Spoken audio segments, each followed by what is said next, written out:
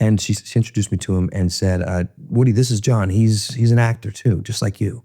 And I said, whoa, no, I'm nothing like you, man. You're a real actor. You're famous and I love you so much. And I'm nothing. I do theater around here sometimes. And I'm not, and he's like, hey man, are you an actor or not? I mean, I want to be, no, are you an actor or not? I guess, yeah. Because of course you are. And he said, if an asshole like me can do it, you can do it. Once we were spacemen.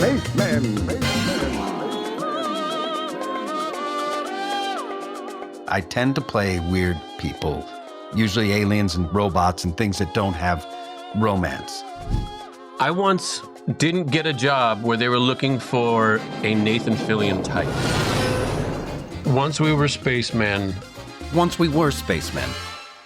Alan? Okay, ladies and gentlemen, welcome back to another episode of Once We Were Spacemen. Once I thought I would write one of these beforehand. And I thought, yes, that's a good idea. I will have a good joke-filled, prescient, thought-provoking, sensical Once We Were Spacemen talk. But then, at that time, which was a once, I did not. And here we are.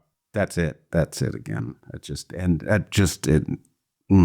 What do you think? Like on a scale of 1 to like 3, where was that? Listen, it's inspirational. One of your best? No, but I like where they go. Would you give it a 3? Easily.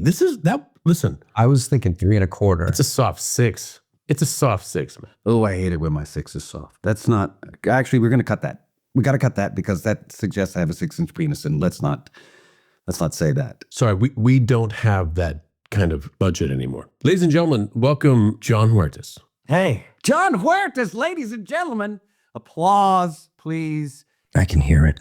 Did somebody boo? Get that guy out of here. That was my uncle. He hates me. Son of a bitch. All right. Good. He's gone now. John, where are you right now? I'm actually in Venice Beach, California, in the house that I'm trying to sell. Oh, you're selling the Venice house.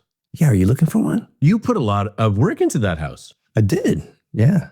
It's like it's a work of art. You did the thing where the second floor has more floor space than the first floor. What? Yeah, it's like a mushroom. It's kind of like a mushroom. That's it's like Escher. Like the stairs go up one way. It's like a Nordic design. I call it a bungaloft.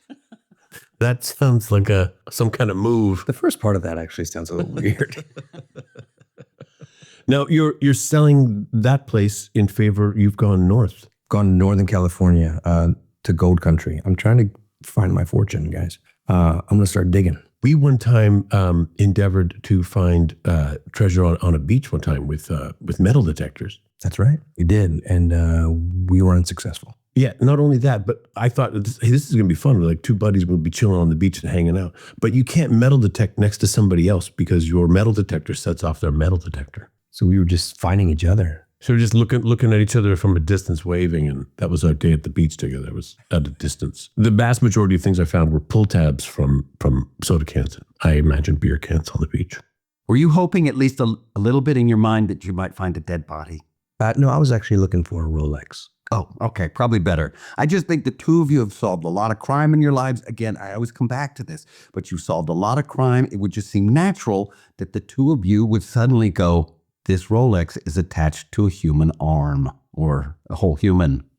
Yes. He would take the Rolex and then just rebury the arm. Because there's a lot of paperwork when you find a body, and I just... You're right. It would ruin the afternoon. You're right. Not to mention lunch. It is true, though. We have solved a lot of murders. We have. Between the two of us. Have those skills ever come in handy for you for the rest of your life? Just the forensic part of it. Like studying body parts. Like my wife's, Oh, that's good. That's it. I hope it doesn't involve blood splatter. It's the only body I like to stare at. This is my I wife's. see. Not even my own. I'm tired of looking at myself. It's getting worse as I get older. You were born in New York City. I was technically born in Virginia, but then grew up in New York City till I was 13. And then you went back to Virginia. Yes. Then I went back to Virginia and graduated high school there. I actually went to high school with someone that Alan worked with on Broadway. Oh, who? Kevin Covert. Oh, really? In Spam a lot, yes. Yes, Kevin Covert. And now he runs the in our town is Shenandoah, used to be Shenandoah Conservatory of Music and Dance, and now it's Shenandoah University, and Kevin runs the musical theater department there now. Holy smokes. Has anybody else from your schooling, have they gone up or come through the industry like you did? There's a guy named Norman Schenkel. He's a pretty world famous opera singer. Went to Europe and just was touring where people actually appreciate opera, not like the kid from that ping pong movie. Look, we're not all Timothy Chalamets over here. Some of us can stay awake through opera. Exactly. Not me, but I know a guy who loves that shit. So we have that guy, and then we have a kid I graduated with is now a pretty well-known federal judge. That's everybody. That's going to help you in life. What's Kevin Covert going to do? Oh, kickball changed. Thanks a lot, Kevin. But from that same high school, Patsy Cline went to that high school, and Brian Benben is also from that town. I don't know who that is. Serial killer. Brian Benben, married to Madeline Stowe. Negative actor. He's married to Madeline Stowe, and he was on like the first HBO series that kind of ever did anything. Maybe late 80s to mid 90s. What was that show called? And I loved it. I watched it. And I would watch it. And Dream On. Dream On. I think it is. Is it Dream On? Wasn't that a movie with like the two Corys? Yeah, you're right. Brian Benben was a really big star back in the 90s. I remember, like, you knew his face from it was a TV show called Dream On. Was it? I called remember Dream the On? bulletin It boards. was Dream On. That's right. It was I called remember Dream the big On. I used to- billboards for Dream On. I remember seeing those. Yeah, he's from that same town. Now, but you didn't go straight into acting. You have had an adventurous life, man. I've spent time with you. There was one time I took a little vacation to Bora Bora, and Jon Huertas and his lovely wife kayaked over to our bungalow from the next hotel over. And we're staying across the street, technically the ocean. Did you all go together on the flight, or you just happened to be there at the same time? Oh, We just happened to be there at the same time, but in different hotels. So they kayaked over, and I remember their hotel was very upset about them taking the kayaks so far they away. accused us of stealing them. Yeah, like where am I going to go? Stay at your hotel. I need to steal a kayak. I'm staying at the St. Regis. Do you think I steal kayaks? Come on, man. It's got to be an easier way. They came looking for us, and we were on like jet skis, Sea-Doos, remember? And we came back, and it was like a whole like thing. Your hotel had been contacted by them, and they were just like, where are these two? Like a big scandal in Bora Bora. This is what it takes. Wow. Yeah, it was a lot. But at that time, you were regaling my family with story after story after story. They just couldn't believe the widely varied life and adventures that you had experienced. What was I saying? Are these from the military days? That's right. The first thing I was going to say was out of you went from high school, you did a little bit of college, and then you took off and said, I'm joining the Air Force. That's right. Yeah, I spent 8 years in the Air Force, and when I was growing up, my drama teacher told me, if you want to be a professional actor, you have to get an undergrad degree and then a graduate degree and then move to New York, and that's the only way you can become a professional actor. So I thought that was the path. And so when my first year of college didn't work out, I'm not going to say that I got kicked out, but they did ask me not to come back for my sophomore year. So so I was like, what am I going to do? And at the time, and I grew up, a lot of the men in my family were in the military. And so, I always wanted to serve. I played with the Army men. I made the model airplanes and the model Jeeps and all that stuff.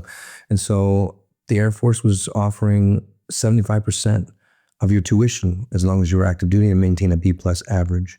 And so I said, I'll do that, and I'll knock out these 3 years within the 4 years.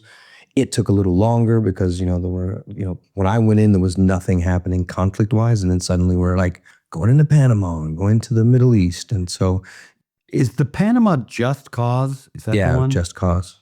Operation Just Cause. Did the people in the military call it Just Cause? Just Cause, or just Cause. And I was like, then they made a movie with Lawrence Fishburne.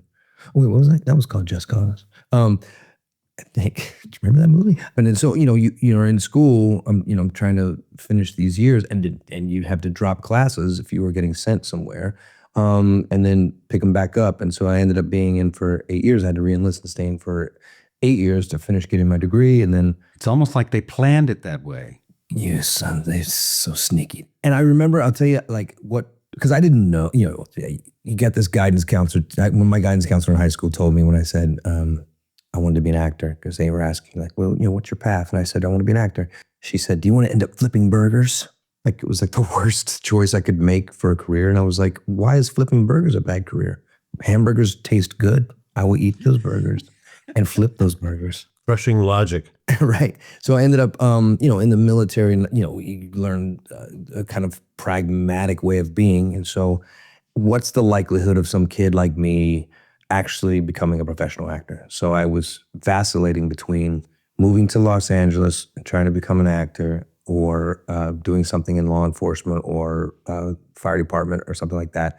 And I went out one night and I went to this place called West Side Stories. Everybody thinks my company's called West Side Stories because of West Side Story, the movie, and me being Puerto Rican. But literally it's named after this building that I went into that had 5 clubs in it. And in that club, one night there was a woman and she looked like she didn't fit. Was her name Maria? Sorry, her name's Maria. No, sorry, go on. Maria. She was standing against a post, and I went up to her and I said, you don't look like you're from around here. She thought it was a line. Like she was like, oh, is that the best you got? I was like, I'm not, really, you just don't look like you're from Fort Worth, Texas. And she said, I'm not, I'm from Santa Barbara, California. And I said, what are you doing here? And she said, I'm representing this band that was playing on stage. I look up there and it's Woody Harrelson. Name drop. And he's singing in this band called Manly Moondog and the Three Cool Cats. He was definitely stoned when he came up with that name. Right. I said, what is he doing in here and why did he name his band Manly Moondog and the Three Cool Cats? But what is he doing in Fort Worth at West Side Stories? She's like, he's on a little tour while, promoting his band, promoting his music, and White Men Can't Jump, which was at the time like one of my favorite films. I remember that. Yeah. And so she, said, do you want to come up to the green room and meet him? I was like, what? There's a green room in here? And so is my microphone picking up that siren? Damn it. Yes, but that is authentic Venice. We'll fix that in post. I want everybody to know that is Venice making that sound, not New York City. That is Venice. Yeah, you're in New York and you're not even hearing sirens right now. No, I'm not. Why is he pulling down my street? So anyway, I go up to the green room and I see Woody Harrelson and I'm just, starstruck as all hell. And he's walking around with this pitcher of orange stuff because he was playing a bartender on TV at the same time. And so he fancied himself a bartender, I think. And every person that he offered it to, everybody in his band just went, no, I'm not. I can't drink that. And he finally made it around to me and held the pitcher out in the stack of cups. And he said, do you want to try it? And I was like, absolutely. I'll drink the whole pitcher if you want me to. Because I was just so enamored with this guy. And Dawn introduced him to me. Her name was Dawn, this girl. And she introduced me to him and said, Woody, this is Jon. He's an actor too, just like you. And I said, whoa, no, I'm nothing like you, man. You're a real actor. You're famous and I love you so much. And I'm nothing. I do theater around here sometimes. And I'm not, and he's like, hey man, are you an actor or not? I mean, I want to be, no, are you an actor or not? I guess, yeah, because of course you are. And he said, if an asshole like me can do it, you can do it. And to me, that sounded like the most prolific, profound thing I'd ever heard. And because you were roofied. You had been roofied. Yeah, I thought about it, yeah, and I was roofied at the same time. And early days of roofing too. So Dawn had a card that she'd given me, and I had Woody sign that card. And it said Manly Moondog and the Three Cool Cats on the front. And every time I would say, I can't be an actor, this is ridiculous, I would open my wallet and I would pull out this card and I would say, well, if an asshole like Woody Harrelson can do it, so can I. And that was 1991. I could grab my wallet right now and that card is still in there. It's that one thing that I have that anytime You still to this day? To this day, it's in my wallet right now. I can't wait for you to run into Woody Harrelson again and say, hey, wow, and pull that out. I did. Oh. I did. Back in, it was like 2001 or 2002. I ran into him and I was in this basketball league called the NBA Entertainment League, which was a like celebrity basketball league. And we would do pickup games at the Staples Center. We get a call like, hey, we're playing basketball today. You want to come out? And we played every weekend at like, Really? yeah, and people like Leonardo DiCaprio in this thing, and all these people, Tobey Maguire, all these people, and big agents and all these people. And we did a pickup game once in Santa Monica. Some new basketball courts had opened up, and they were letting us play on. The first people to play on these basketball courts were people from the NBA. And Woody happened to be in town from Hawaii. And he was playing that day, and we're the same height. We have very similar skill set on the court. So whenever our teams would face each other, we would guard each other. And we took a break because, we're actors, we're not professional basketball players. We need breaks. And we're sitting on the grass, and Woody's telling me like, hey, that was a nice steal. And I'm saying like, yeah, man, that was a great shot. Like, hey, man, are you gonna be here for a second? I just want to show you something. He's like, what? I go, just wait right here. And I ran to the parking lot, pulled out my wallet, pulled the card out of it, tucked it into my sock. I came running back. I wanted to get back before somebody else started talking to Woody. And I slid, on the grass up next to him. And I said, hey, man, you ever heard of this band? And I held up the card, and he saw it. And his eyes were like, what where'd you get that? And he turned it over, and he goes, I signed this. I was like, yeah, this is Don's card. I was like, yeah. I met you in Texas at West Side Stories. He, you told me that if an asshole like you could be an actor, I could be an actor. And here I am. He goes, yeah, that does sound like something I would say. And now you're the asshole. I was like, yes, I am the asshole. Nice. Okay, two things. First of all, that's a fantastic story. Two things we kind of skated over that I would love to just touch on really quick. One is I've never, ever heard someone say, you want to be an actor? You're going to need a degree. Really? And the other thing was, what had to happen for you not to be invited back to your college? So in You don't fit in here. I would say like a drama teacher in Winchester, Virginia might not know that you can just move to New York or LA and take acting classes and learn how to do the damn thing. I think that, their limited scope of what professional acting is they say this is the path, and so that's why I was trying to follow it. I didn't do the graduate thing. I was like, well, that's ridiculous. And then when I got to LA, they were like, I started auditioning and I was booking some stuff, but then we get feedback like, he's good, he's got great instincts, but he's green, he needs to be in an acting class. And so my manager got me into an acting class, and it was like $450 a month or some shit. And I was like, what? I just spent all this money on college. Well, the Air Force did anyway. I spent all this time. And I gotta be in classes again. It was just, weird, but it was a completely different, different way of learning, a different structure, a different style. It was, it did benefit me for sure. But then the reason I got kicked, the reason that I was asked not to come back, I was in a class, sociology class, and the topic was how humans perceive insult and things like this, and somehow we ended up on. Yes, good. This is, ladies and gentlemen, just young people, this is how you get kicked out of college. Go. So you have one kid from, there's a town in Virginia and Tennessee. Literally, it straddles the border of Virginia and Tennessee. So it's down there. It's At the corner of He and Hall. That's exactly. It's at the we corner have of He and one Hall. in Texas and Oklahoma where I grew up. Same thing. Yeah, exactly. So I'm from Northern Virginia, and we're going to schools in Richmond, Virginia, the capital. And so it's like an arts college, it's called BCU. And so this kid from that town was he started saying that he doesn't think that the N-word should be considered offensive if depending on where you grew up. And he was trying to say that his daddy taught him that word is when he look at this type of person that's what they're called. And he tried to equate it to like when I look at a brown animal with a white furry tail and antlers, my daddy told me that was a deer. And he said, when I look at someone who looks like him, my daddy told me and then he called me the spick word, and then he called this Asian kid the GOOK word. Ooh. And I called him a liar. I was like, you're full of shit, you're a liar. I go, because he said, my daddy told me if a man looks like that, so I called him a liar, saying, you know exactly what that is. It's not the N-word. That's a man. You use the right word, so you're a fucking liar. You're just trying to be an asshole. And then he started going off and screaming. He was just being a little bit of abusive to the Chinese kid. And Chinese kid, he was like from China. Like he was never faced probably racism in his life. This kid's screaming at him. And I told him he has to sit down, shut up. You should apologize. Kid, sit the fuck down or whatever. I probably sounded a lot more hood, like Bronx-esque hood.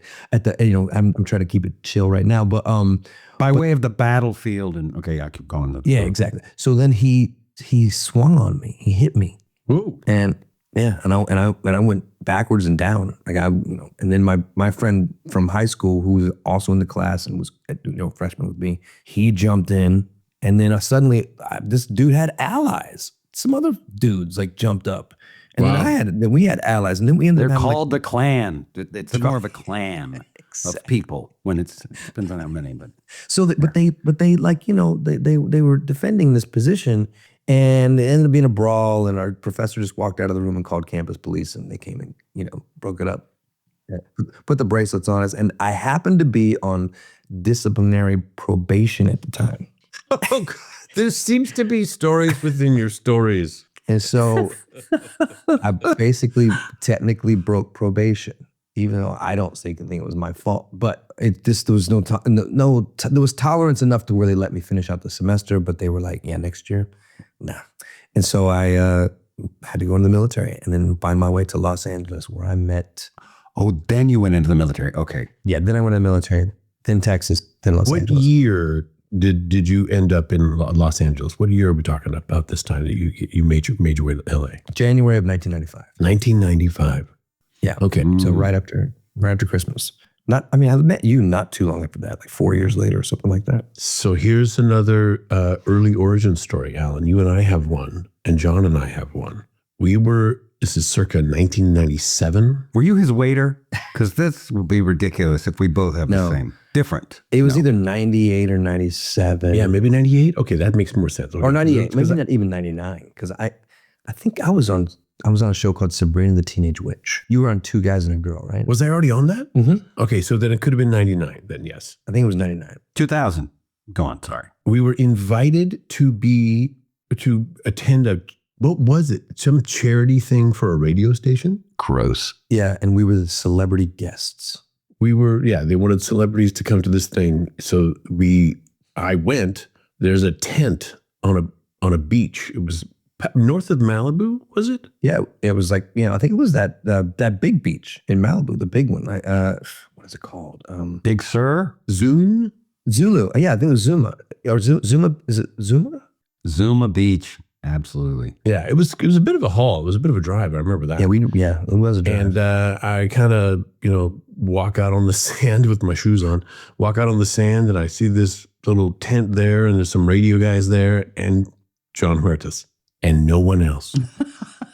We quickly realized how celebrity we were. Weren't. And we both were like, yeah, this is embarrassing. So hands in our pockets, kind of, looks like really no one's here. Maybe, and I think John had the wherewithal to say, yeah, I'm gonna get out of here. We like snuck away. We Right behind you. I left something in my car. It was my dignity. We ran to the parking lot, jumped in our cars, and we were out of there. That was 99, I think. Yeah, 99. So that sounds more accurate. And then you went off, you did a couple jobs, you did a couple things, this and that. And then we met again later on a little show called Castle. Castle Chats.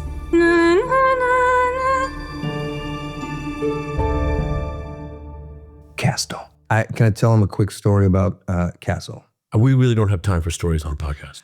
Okay. See you guys later. No. I want to hear it though. Let's make an exception. Man. Okay. Come on. Let's do this then. Sure. Yes. So I'd just done the show. I was, we shot it in Africa, and it was Castle Talk. Sorry, go on. And then I had come back, and the strike was on, or it was impending. The writer's strike, right? And but there was a show that they were putting together, and they said, they were interested in you for this character named Esposito. And before that, I had seen this movie, a little movie called Serenity. Hey. Yes. And then because my friend Michael Hitchcock was in it. So he was like, I'm in this movie. You should come see it. No, that's Who did Michael Hitchcock play? He was a scientist who got killed in the beginning. Oh, Michael Hitchcock. Oh my God, I apologize. Yes. Michael Hitchcock. We should drop that name. Name drop. You might know him from Best in Show. This is my first place I saw him, but go on. Lots of things. But he he's a good friend of mine. He said I'm in this movie, so I checked it out. And I'm a sci-fi guy, so I was like, oh my god, this movie's amazing. And then found out it's based on Firefly, so I watched all of Firefly. And then I'm walking into the building. I think it was at Universal Studios, was where the meetings were for this thing. It was either that or Warner Bros. I can't remember, some Burbank studio. And I'm walking in, and I see Nathan walking out of the building that I'm walking into. And we see each other, and we give each other kind of a head nod, like, what's up, man? And so it's cool. It's cool. I go, I don't want to put too much out, but yeah, I know you. And I said, oh shit, I hope he's not up for Esposito too. He's really good. I just saw Firefly. I was like, and then I was like, no, he can't be up for Esposito. But I still wasn't sure. And I went in and, I blew it. I feel like I blew that meeting. And then I asked my manager to call and apologize for wasting their time. I said, please call them. What? How could it have gone so badly? I thought it went horrible. I've never even asked anybody to do that for me. And I said, I ruined that. Like, I don't know what happened. And then she called and she called me back and she was like, yeah, I called them and told them what you said. And they were like, what are you talking about? He's the guy. So everything I did on Castle, Nathan, when we were working together, I was just being bad. I was over and over just trying to, just kill the scene, like just fuck it up. And I guess that's what they liked watching me do. That seems to be the trajectory of a career. Like since after Castle, everything that follows is because you fucked up every scene you were in. Because I fucked up Castle. You haven't stopped working. Wow. You were great on that. Well, you had never been on a show for 8 seasons before Castle. No, I never. How long did This Is Us go? 6 seasons. Did not beat the record. That's the record, isn't it? 8 seasons is the record. Put the needle on it. Man. Thank you. I would say that TV shows don't go that long anymore, except you just got picked up for your 9th season, Nathan. That's true. So that's you just beat your own record. Well, here's the thing. I would tell, amongst my cast, I would say, look, hey, one of us has been on a show for 8 seasons. So, and that was always the thing my pulling rank. Now we're all tied for 9. So I don't have that in my pocket anymore. Right. They're all in the same boat now. But that was, John, that was a lot of fun working with you on Castle. The amount of bits that you and Seamus came up with, that you and I came up with, that you and Seamus and I came up with, the amount of bits that we did just on the fly, working out bits, it was extremely, we had a lot of leeway. Oh, yeah. We did. I mean, I think, when we did the pilot, I don't think this was the show. I think the pilot felt like it was going to be a little bit more serious, like, gritty, like no room for that kind of thing. If anybody was going to be able to do that, have a bit of that was going to be your character, because you were kind of this, a ham. Ham. Yes, a ham. But yeah, the fact that they allowed us to really kind of explore and play in these, sometimes we're standing around a dead body and we're literally doing a bit. It's like, yeah. And I can't tell you how many cops have come up to me and said, like detectives, like, yeah, that's how we are. You guys got it right. And I was always like, what? Really? Yeah. Because they're not dark, haunted, brooding people. They're like everyone. They try to make light of terrible situations to cope and deal. And what they can't just make light of, they drink away at night. I'm thinking of one person in particular. I shouldn't color everybody with that. I'm sorry to the police people listening. Go on. Sorry. What's happening? I was just going to say, if you were anything like me, did you have problems breaking that habit of going for the gag all the time after Castle? A little bit, but then, like on This Is Us, they kind of allowed me, there was my character, Chris Sullivan's character, Toby, and then Susan Kalichi Watson's character. We kind of had a little bit of that play that we got to do. When I signed up for This Is Us, they told me it was a dramedy. And so I think that, they were looking for those moments as often as they could to, kind of balance the harder, like dramatic, stuff. That we were Intensity. trying to- There was a lot of Yeah. intensity on that show. Yeah, so they wanted, some levity, and they looked to, I think our characters, we were like the ancillary characters, if you will. They called us the new big three, because they were like the big three, like kids. They called them, the dad, played by Milo Ventimiglia, he called their kids the big three. And so we were like the new big three, because everything was about those fucking kids. Me, Chris, and Susan. That was the working title of the show. Those fucking three. kids. Before we move on from Castle, you did not work every single day, so you had a little bit of time on your hands. So typically, Seamus, Deborah shared your schedule. The two of you were partners, and so if you were working, you were probably both working. If you were off, you were probably both off. On Castle? On Castle. But you used that time to diversify a little bit. I don't know if everybody out there knows about Chez Jean. Did you get a restaurant? It's not a restaurant. It's more like a two-man boy band. Seamus and John makes Chez Jean.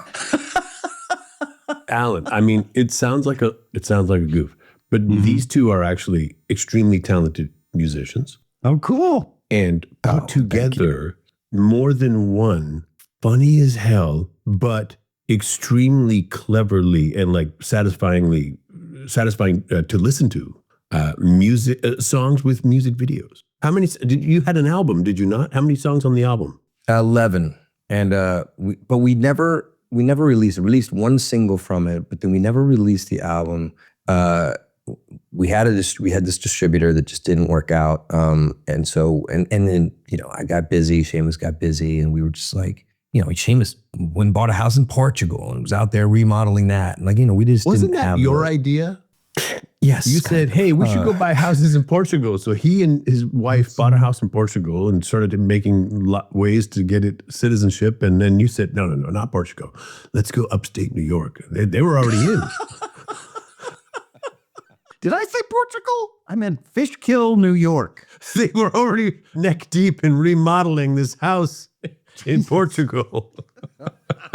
Yeah. So we'll see. Well, what Seamus and I are he's actually staying at my house right now. He's in town working on a show, and his wife is doing a play here in town as well. And so they're staying here. And we're actually going to probably release the album. We're going to call it the Chez Jean, The Lost Work. So it's like so we're gonna start just playing around, putting some stuff out on the gram, and then we'll see what happens. Just That one single, was that Definition of Love? Definition of Love, and that was like for the show. That was for the season 7 DVD. Remember, there was they put out DVDs back in the day for TV shows with extra content. Did it ever make it to the DVD? Did it? Yeah, it was on the DVD. It was on Vivo and YouTube for a while. I don't know if it's still out on YouTube, but yeah, we. So you get like checks in the mail from the song when the episode runs? It's not in the episode. But I see. It would be on the DVD run. Yeah. So I'm going to go out and buy a DVD player, and then I'm going to buy that DVD. So put a little money in your pocket, buddy. Thanks, man. I need it. You're digging for gold. Yes, I will be digging for gold. It's extremely satisfying, Alan. It's. I love music and I love lyrics that are clever. I've already just the title has excited my imagination of what the definition of love is about. Do you define it? Is it like a Webster's thing? What is it? How does it work? So what it is, it basically the song came from it. So Castle and Beckett they were engaged on our show, and they were gonna have a wedding, and then obviously the shenanigans of police work in New York's 12th precinct got in the way of an actual wedding, and so. Telling my story. Esposito and Ryan had been preparing for a performance at the wedding. We were going to sing a song for them. And so the music video opens up. The precinct is, everybody's gone home. And Ryan brings out his keyboard and we start, we're going to rehearse this song that we're going to sing for their wedding. We're, in character. And so it's literally about, being in love and in what we do at work. There was literally a scene in the show where Castle and Beckett say, "Hey guys, we eloped," and Esposito and Ryan are so upset because they had these big plans for playing this big song. And so the two of these fellas took it upon themselves to go write that song. What was your line? In the scene, my character, I go, "Are you serious? We wrote a song." It was like, and then from that was the seed that we were like, let's write the song. And then we shot the video in the precinct, took over the whole precinct. Our DP was on our crew. Like it was, it was fun. brilliant. It was cool. It looks like an episode of Castle as the camera come around, and all of a sudden the light shifts and the quality of the shot changes, and all of a sudden you're in this oversaturated music video. Just while the camera pans over, it was fantastic. It was extremely satisfying to watch. Yeah. Turn down the fluorescent lights. And I directed it. It's exactly what happened. Oh yeah. Nice. Pink backlights and whatnot. Yeah. Now, John, also, here's the other thing that I'm fascinated by. I know people do this all over the industry, but you are the person closest to me who did it in the biggest and most successful way, which was being an actor and then saying, I'm also going to diversify. I'm not just going to be an actor and just wait for jobs and just look for gigs. And you diversified, you became a director. They call me the director. That's what they call me in town. What happened first? Becoming the director or the mustache with the curls on the end? I had to grow the mustache once I became a director, because when I'd be on prep calls, everyone thought I was some kid that someone in the crew brought along to. Like, who's this kid? Oh, wait, weren't you? Hold his hand while he crosses the street. Or they're like, why is this actor on the call right now? So I literally had to like grow a beard. Does it so give you? I call it professorial look. My professorial look. You could be a swashbuckling pirate with that mustache. It's majestic. I know, and I heard you need one on the new Firefly series. A new swashbuckling pirate with an accent. Definitely need directors. I'm certainly open to hearing your character pitches of what you'd like to see and who you'd like to play on. We're very open to that. Alan's got a list he's making. Oh shit, yeah. I want to play the swashbuckling pilot from Spain, originally, with a little bit of a French accent. He's like, he's half French, half Spanish. Right. But should he? I'd love him if he had the TH thing that like the. Oh yes. That serious. Yeah, that sexy Spanish. So there are a lot of things that we have to talk about. Let's eat some tapas. Spanish. So a Spanish/French accent, but speaking Chinese.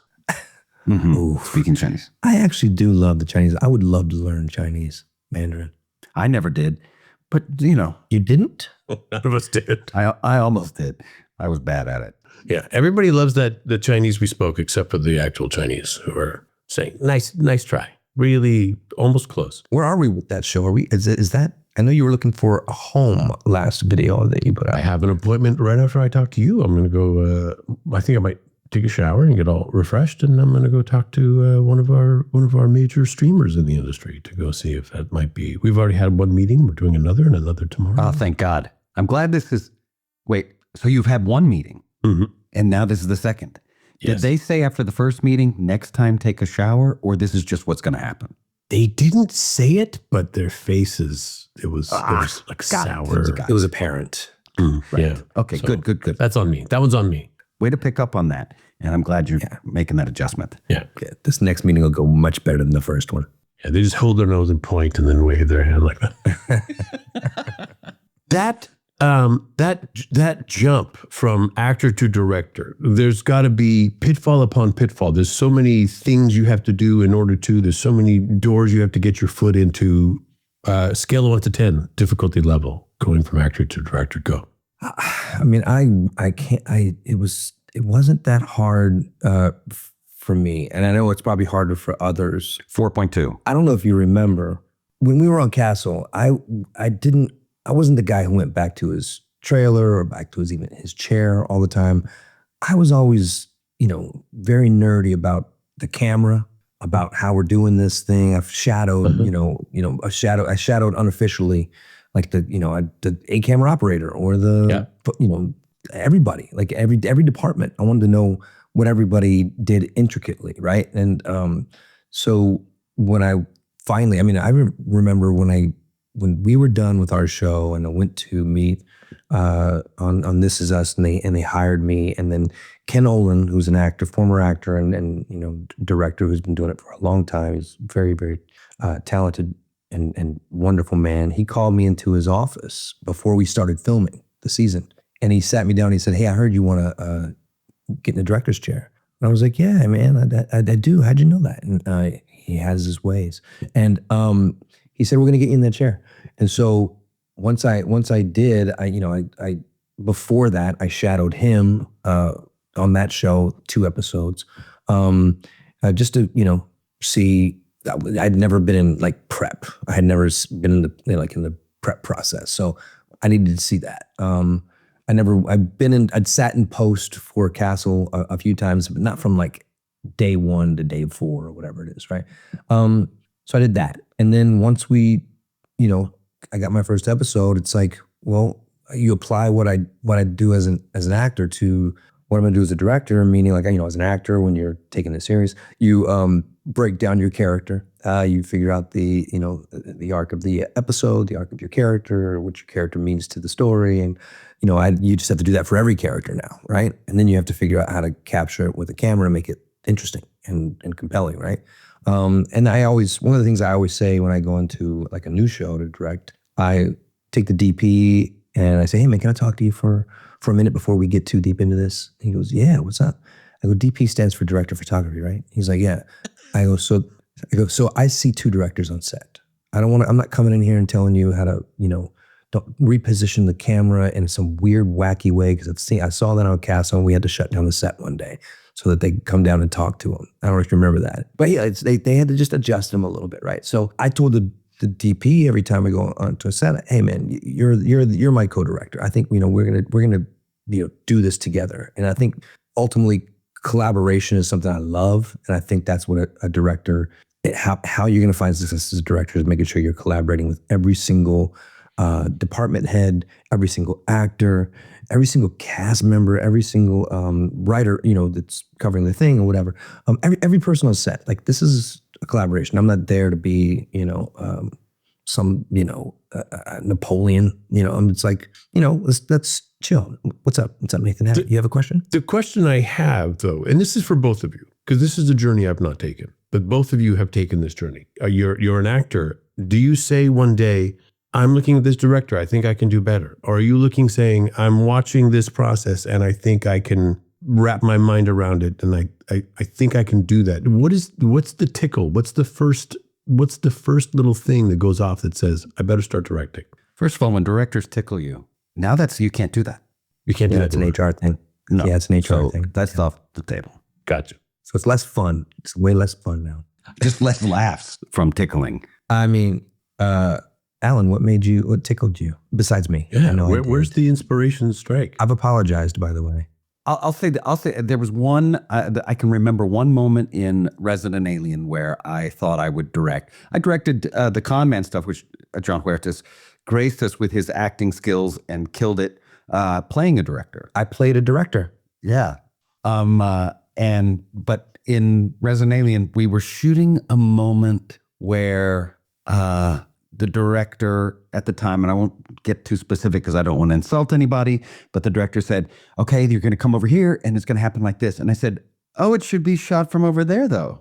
And it just came out. I put my hand in my mouth like, "Oh, that isn't my job," but it just happened to come out. And in my mind was, this joke won't work written on the page. It's supposed to work. I could see how it was supposed to be done. It was supposed to be a surprise.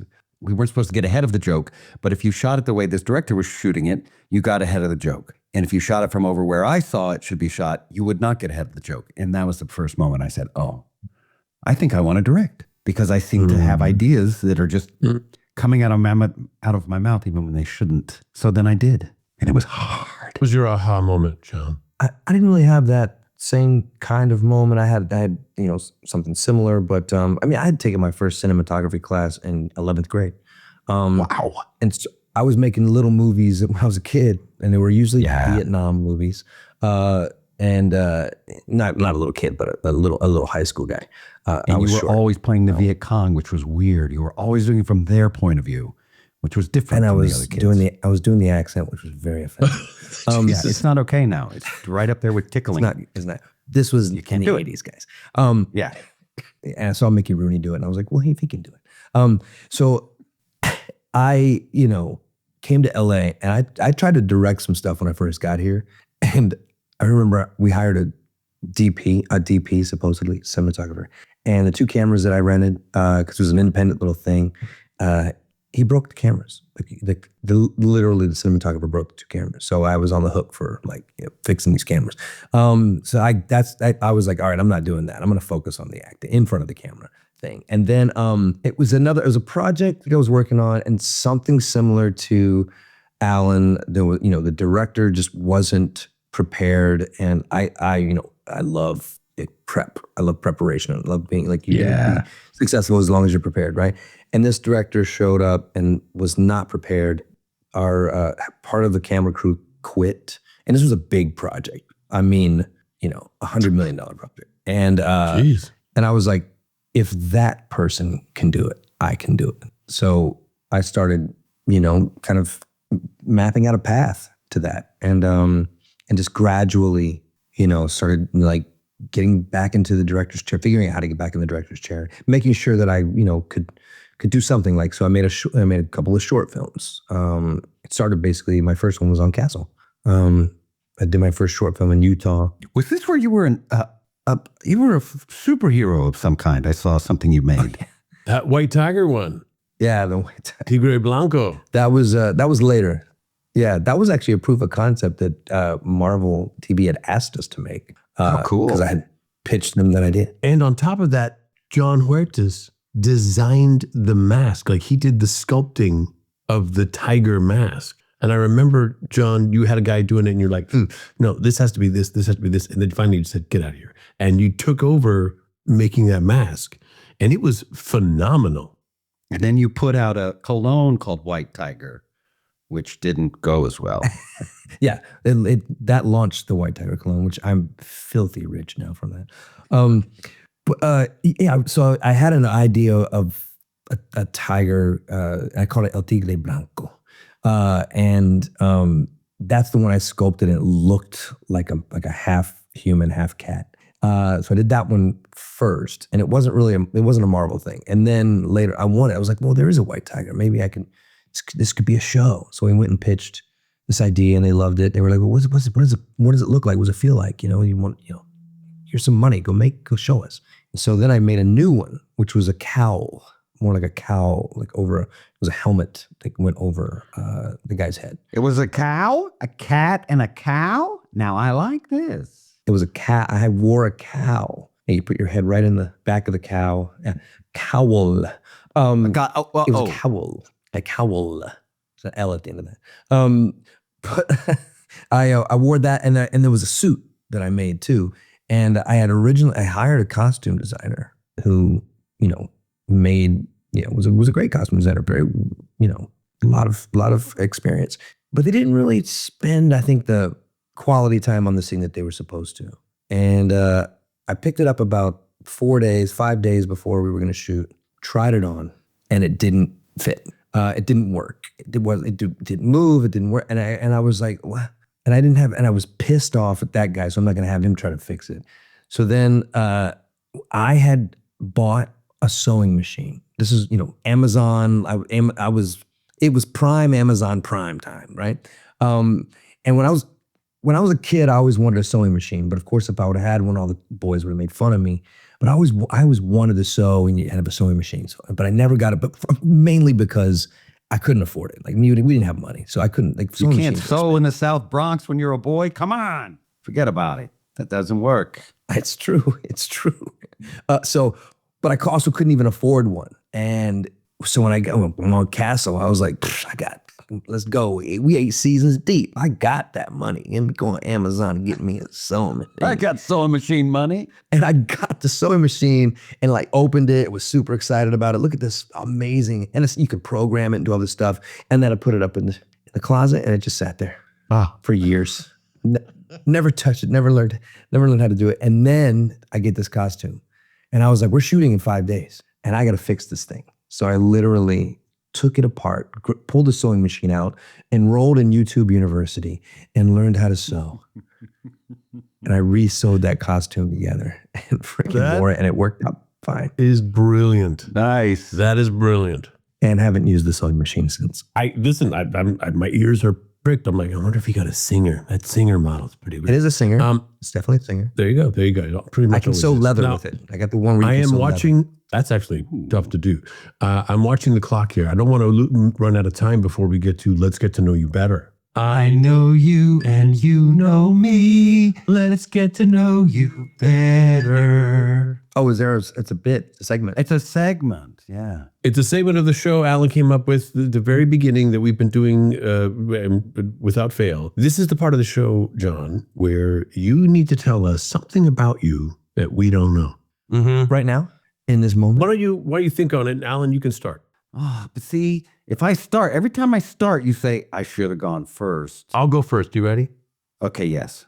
Alan, John, I don't know if you know this. Alan already does. I collect things. There's some things that I collect. I collect flashlights. We've covered that. I collected at one point. That's true. I know that one. I started a collection that was terribly not well planned out. I started collecting cash registers. Oh, yeah, you got one right when you walk in the door. Yeah, and not like you go to the drugstore and they have you go to the corner store, you go order your Subway. Not that kind of cash register. These are like the old wooden steel. They weigh 95 pounds. Like they are not little machines. They are. How many do you have? I had 7. I got rid of them. There's just no room for 7 cash registers in your house. Depends on how much cash is in them, Nathan. There's a need for 7, but there's just no room. There's like I had one that plugged in. It was like the old kind of chrome one with there's something very satisfying to me about the mechanical click of these buttons. So most of them are all mechanical adding machines with a cash drawer on the bottom and the dials or little flags that pop up. Like it's all mechanical. It's all automaton type of things. And I re-inked one of the ribbons on there's one that sits by my front door. And I re-inked the ribbon and I put in some paper. It's just still a functioning, perfectly amazing adding machine. You re-inked the ribbon? Yeah. This is from a time when you didn't just replace the ribbon. You had to just I'm sure you could replace the ribbon. You serviced it. I just pulled out that spool and re-inked the ribbon itself. So when people leave your house, you give them like a bill, like pay this. You use that cash register. Yeah. A little paper comes roughing on it. Tear this off. Then. You had 2 sodas? You're gonna owe me. Oh, I forgot to put the tax on. So that was one of my collections that was ill-informed. Was I had like a big old Russian. I had all these things coming at me from eBay, and these boxes would come to my house, and the delivery guys would look at me and go, "You son of a bitch," because they were literally like a smallish box, but like just a solid steel inside these things. And I'm going, where am I going to put them? I'll put it up on that shelf. I'm going to break my back. I'm going to crush a disc, put this thing up on a shelf. So I've kind of whittled it down to 3. My 3 favorites, I've whittled it down. I've gotten rid of the rest of them.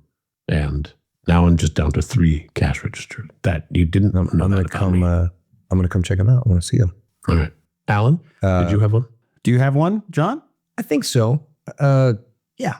Mine is, I think a lot of people would look at me and not think or guess that I play polo. Polo on horses with mallets? Horses with mallets, polo, high-speed play. Ralph Lauren shirts on? And You are absolutely right. I would not look at you, and I know you, and I would not look at you and think they probably plays polo. How did you get into that? Well, first of all, I mean, I've always been pretty fascinated with that sport since I was a kid. But when I was a kid, again, I don't come from... Who isn't? Everyone else other than you. Okay, go on.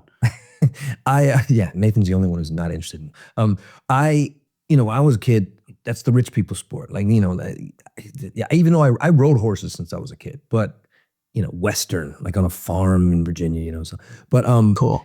I would see the polo players, and they're just like, oh, look at those rich guys playing that sport. And then one day I had a friend, and Nathan, I met her on Castle.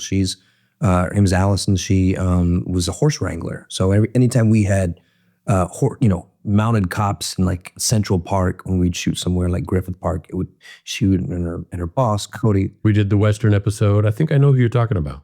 Yeah, and her boss Cody would bring the horses out, and so I started riding with them all the time, and weekly, really. Wow. Yeah, weekly, and then she would always ask me because I guess she played polo in college, and at USC, and she would always say, "Hey, you should come out, and you're such a good rider. You should come out and try polo." And I was like, "That's for rich people." And I was doing pretty good on Castle. I still didn't consider myself rich guy. I was like, that's for rich people. And then one day she invited me to a polo match, big polo match at Will Rogers. And, because I'm with Allison, I get to go back into the stables where all the, horses are and the riders and the players and stuff. And I meet, we'd watched this match. There was this one kid who was amazing. And I met him back there. I walked up to him thinking he's going to, be from like, Beverly Hills or something. And I'm like, "Hey, what's up, man?" He's like, "Hey, what's up, fool? How you doing?" I'm like, "What? Where are you from?" He's like, "I'm from Southgate, fool. Just outside of downtown, fool." And I'm like, You're like the best player on the team. How are you playing polo?" He said, "I just went to this workshop, and they liked the way I ride, and they were like, you want to play? We can make you better. We can put you with a coach." And I've been playing ever since, and because I love it. How cool. And I was like, he's from the hood, and he's playing polo. And I learned in that moment after asking around, they were like, "Oh yeah, the people playing aren't the rich people. The people that own all these horses." Because one player rides 6 horses in a match, right? So it's the people that own the polo clubs or the horses that are the wealthy people. They just want great players, great riders. And so Allison said, "Hey, we're doing there's a workshop in Burbank at the Equestrian Center." And she said, do you want to come and try out polo?" And I finally said, "Sure, I'll do it." And I go out there, and because I'm a pretty good rider and I can ride aggressive and fast, and I got out there, and you learn some skills first, and then you do what's called a chucker, which is like it's scrimmage. It's like scrimmage play for polo. And A chucker. It's called chuckers. Yeah, they play chuckers. That's a new word. And so I scored like 4 goals in a row. We basically the team I was on beat the other team 4-0. You chucked it up. And there was a guy. I chucked it up, bro. And there was a guy who had been on the fence just with his elbows up on it watching the whole thing. And as I was, we finished play and I started heading back towards the stables, he goes, "Hey man, hey, can I talk to you for a minute?" And I was like, "Yeah." He's like, "You pretty good out there." I was like, "Oh, thanks, man. I appreciate that." And he said, "Would you be interested in being partnered up with a pro and learning how to, get a little better?" And You got a scout. I was scouted. I was like, Mother chucker. yeah. So I started with a pro up there in Burbank in what's called arena polo. It's a smaller kind of arena. It's a fenced-in kind of dusty, dirty dirt floor arena, and that was cool. But then he was like, "Oh yeah, once you play on a 400-yard grass field, that's when you're really playing and really able to open up these horses." And so I started coaching at Will Rogers, and ever since, that was like, I don't know, 5 years ago. And Do you now have a sore on your ass? Like, where the saddle hit, like a saddle sore? Or is that just Western saddle? You don't have like a hard, rough, calloused part of your butt? No, because when I ride, it's kind of like, I'm posting a little bit when I ride. So, and I see. You know how to ride. If you're riding Western, you move with the horse. So I don't ride horses, and I have a hard, calloused part on my butt. From when you did ride horses? We're on Zoom. If I could just show it to you, you could. Don't even worry, Alan. Maybe we'll do Leave another it. episode. Leave it. Okay. Alan, pull those. Oh my God, he just pulled his pants down on camera. Oh my God. Do you see what I'm talking about? That thing is huge. I did not know that about you, John. Mm-hmm. Yeah, me either. I did not know that about you. All Polo. right, mine. Yeah. Mine is short. Oh, mine is short. I used to love wrestling when I was younger. My friends and I skateboarded, but we wrestled all the time. There's a lot of rain days and days you just couldn't get. When we weren't skating, we would be bored, and it was a rough and tumble group of guys that honestly you would just like punch one of your friends and then you'd wrestle for a while, and it was pretty rough. and I really enjoyed it. And I felt like I was good at it. I think I could. Here's the thing you don't know about me. You might not have known that about me, but I think I'd be good at MMA, but I can't stand that face off. I can't. I won't be able to do that face off. Where they weigh in and you look face to face. And they're nose to you have nose. To stare, you have to get close. That makes me so anxious looking at those guys. Cause you gotta, you'd be like thinking about what, am I going to straight it or I'm going to do the goofy thing or I'm going to push them or like, I can't, we just talking about it. So would it make you so anxious that you might like in the moment just start giggling in his face or? I don't know. I think I'd get closer. psyched out. I think I'd psych myself out before they could even psych me out. And I'd try to, my plan to psych them out would backfire and psych me out because I knew I couldn't psych them out. And it wouldn't be, I would never be able to fight them. The fight just wouldn't happen. I just don't love the poor sportsmanship I see so consistently at those weigh-ins. It just breaks my heart. Yeah, me too. What we could do, we could go over to Nathan's house. He can charge us entry on his cash register. Got the And cash then register. We could do a standoff, you and I, just to see how you react. Just because you haven't tried it yet. So why don't we just stand nose to nose Are we in our underwear like they are? and see Nathan? If only Nathan collected scales, we could actually do a weigh-in. It's on. In our underwear. I have a black and white striped shirt. I have a whistle. I got a whistle. Oh yeah, and then we could wrestle. 2 men enter, 1 man leaves. We're going to Thunderdome this thing. Just right there in your entryway, right in there, that section of your house. Yeah, 2 men enter the spill out into entryway, the backyard, into the 1 pool. man exit ways. John, we've been talking just a little over an hour. We haven't even gotten into nearly your stint in law enforcement. We didn't get into What? That's all right. Actual law enforcement? actual law enforcement. Reserve. I did a little stint as a couple, not even a whole year, as a reserve officer in Azle, Texas. If you know where that is, Alan should know where that is. Azle, Texas. Your life is enormous. It's incredible, Alan. And every facet of it has like a freaking bizarre, hilarious adventure or 10 that you say, what happened to you? This is your life? Yes. Do you have kids? It's usually the thing that made me quit when I was trying. But like, so remember I said, I'm either going to be an actor or I'm going to do something pragmatic like law enforcement or something. Right. So my uncle worked at the U.S. Marshals headquarters, not the one who hates me, the other uncle. He worked in law enforcement in Arlington, Virginia, not Texas. And he said, because I was like, I don't know what I'm going to do. And he was like, why don't you just be a marshal? And the thing about going into the marshal service, you have to have at least 1 year experience in law enforcement before you can become a U.S. Marshal. And so the only way that I was going to be able to do that, if that's what I'm going to do right after the Air Force, is to go into the reserves and just serve. And it's a volunteer position. You go through the police academy and you show up. I think that department, it was required that you do 16 hours a month. So it's like 2 shifts. Some of them are 1 shift, some of them are whatever. But yeah, so I did that for a while, 8 months. And there was an incident that happened, 2 actually. There was a couple incidents that just made me very uncomfortable and I didn't like it. And I decided quickly, and I looked at that card that said, cheers, Woody. And I said, I'm going to Hollywood.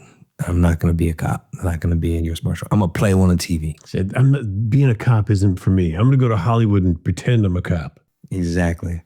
Safer that way. Well, we've only just touched on how widely varied your life and adventures and your path has been. So I think the only solution is we're going to have John come back. I'm going to have you back for chapter 2. Chapter 2. I've never gotten a chapter 2 before. It's spelled T-O-O, just so you know, because it's a little cuter that way. Oh, 2. Here's a quick question, John. What did you think of the kit? I put that kit together myself. Did you get the video, just the setup kit with that? The kit was fine. The how you set it up video that you did, though, was like cherry on top. Masterclass. It's like you knew what you were doing. Yeah, it's like a masterclass. It's like you knew what you were doing. Thank you. I like the kit. It's all blacked out. Got that logo on it. Yeah, it was super cool. Super and you easy. get poker chips. I went got all the poker out. chips. I wasn't sure. I was like, are they going to ask me to play poker? Are we gambling today? There's no telling what you're supposed to do with them, but you have them now. That's when your mom says, oh, you're going to be on a podcast? I don't know how to find it. You give her that poker chip, and it's got a QR code on the back, and she can't lose. And if you do go to Dragon Con, you can hand those out and people say thank you. They like those things. John, thank you for joining us, my friend. Thanks for having me, guys. It was fun. Anytime. Brilliant, man. I would love to come back. That wasn't half bad. You're pretty good at this. Oh, thank you. Congrats on the move, Alan. Thank you. Thank you for listening to Once We Were Spacemen. If you haven't yet, head over to our Patreon to get bonus content, longer episodes, and the chance to take home some incredible crap. The most amazing crap. The kind that does not smell. And if you love this show, please leave us a review. And tell your friends. Once We Were Spacemen is a Collision 33 production, whatever the hell that is. The show is produced by Michelle Chapman, Siobhan Holman, and Josh Levy of Collision 33. There that is again. I'm sick of it. Production services are done by Rabbit Grin Productions. Why is the rabbit grinning? I don't like it. Our theme music is from the minds of Carlos Sosa and Joshua Moore, and the playing of Fernie and also Rallo. And the artwork is created by Louis Jensen. Until next time.